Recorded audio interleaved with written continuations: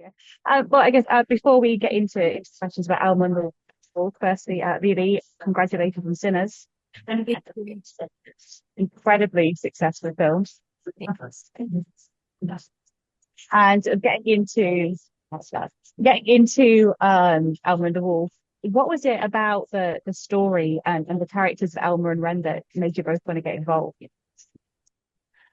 Well, for me, it was how wild the story is, how all over the place it goes, how it mixes comedy and horror, the opportunity to bring out my goofier elements of my acting style and the more dramatic, serious uh, side. And I love playing.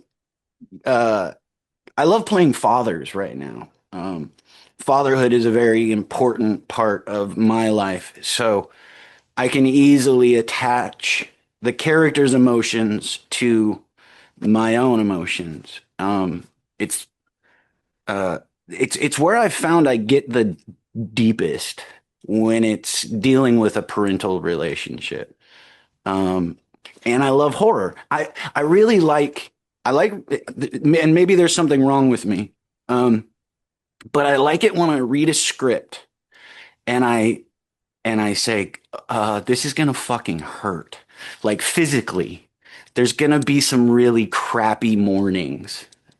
And it thrills me because it's like if I can do this and if I can keep going to complete it, I really get a sense of accomplishment out of it. Whether or not the project however, it's not up to me, the end result. My job is to show up and do my work and go home.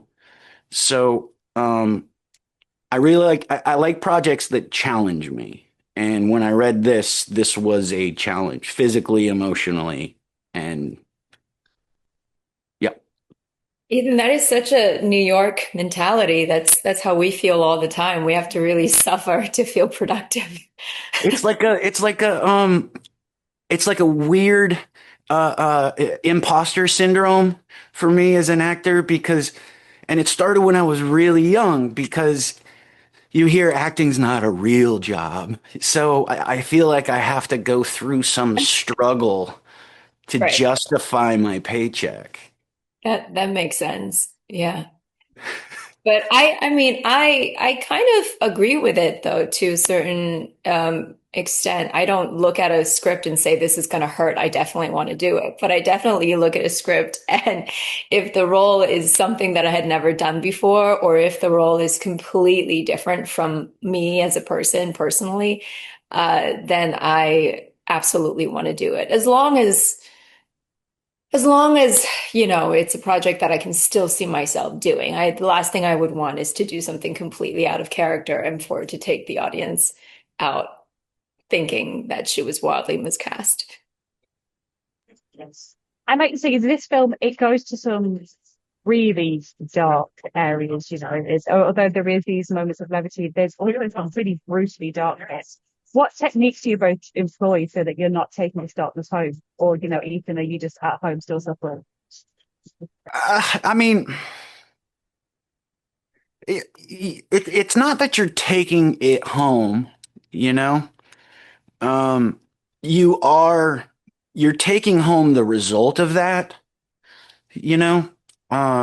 Luckily it was on location, so home was like a beach cabin, completely isolated from the rest of my family, so they didn't have to deal with my mental breakdown. But there was one specific day where I needed to be an emotional wreck all day. The shooting schedule was like you're breaking down all day. And when you're doing that all day, you go home and you're emotionally fragile. There's a bit of a relief because you don't have to do it anymore. But I'm not carrying the darkness of the character home. Um, it's it's just it's like any other job. Like who doesn't take their work home? You have a hard day at work, whether that's an emotionally hard or physically hard day. You're taking it home. We all take our work home. Our home exists purely because of our work. but this shouldn't become a diatribe on the evils of capitalism. Stop me, stop me, stop me. Somebody, you're not stopping me.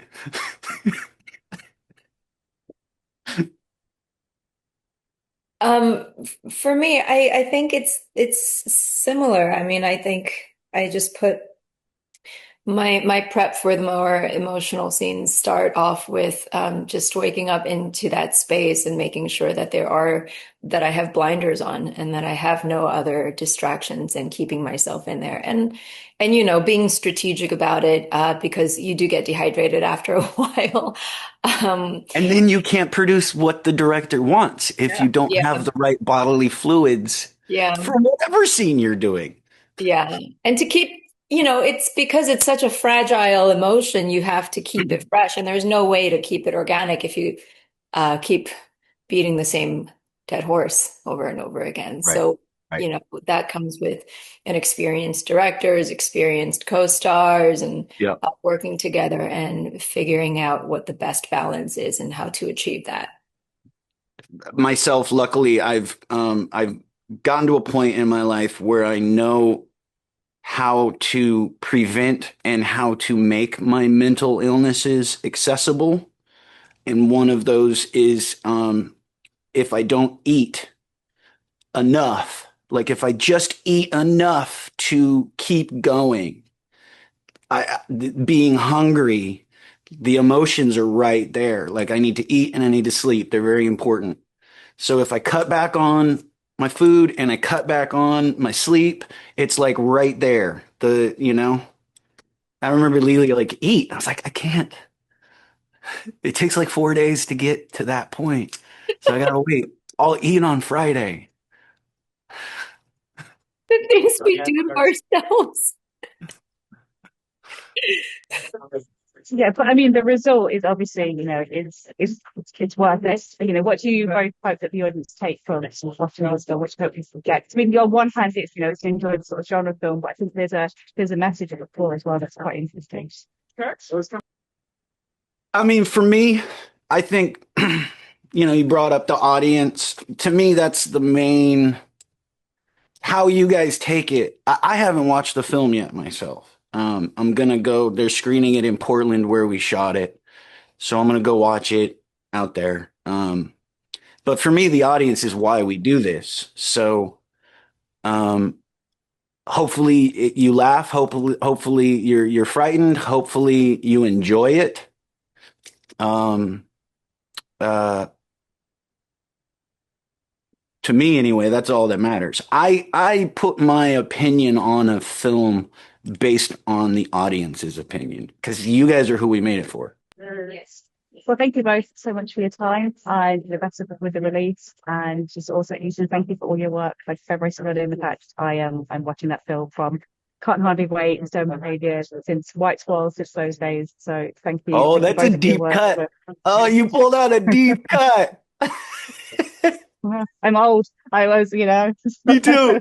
but thank you both so much. I'm Yes, I'm ma'am. gonna let you go and talk to more people. Bye, guys. Enjoy South by Southwest.